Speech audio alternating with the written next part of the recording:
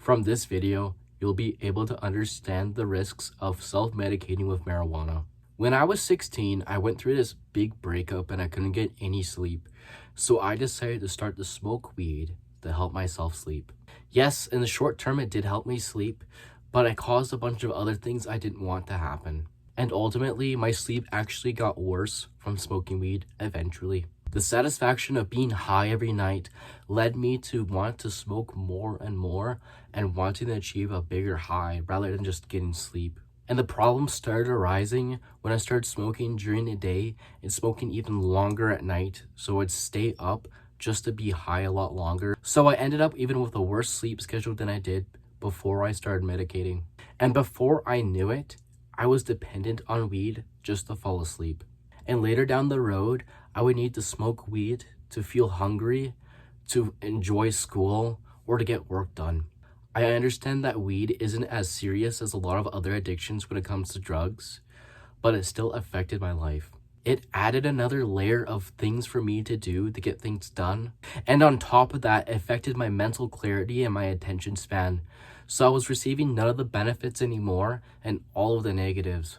That's the problem with self-medicating with weed, is that you started off really well, but you end up worse off than you were before, and ultimately didn't fix the problem that you had, and that's why you started, but it didn't fix that. So to avoid future problems with yourself right now, is that unless you're prescribed by a doctor with marijuana, don't self-medicate with it. Treat it as like a recreational drug like alcohol if you're not prescribed it.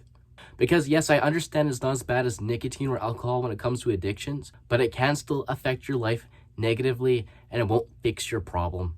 However, I know there's a huge counter argument about this when it comes to medicating with marijuana, but I really want a professional to prescribe that to you because yes, it can help with epilepsy and it can help with depression in some cases, but not all cases. And if you're prescribed right now or it's like working for you right now, I'm not telling you to stop.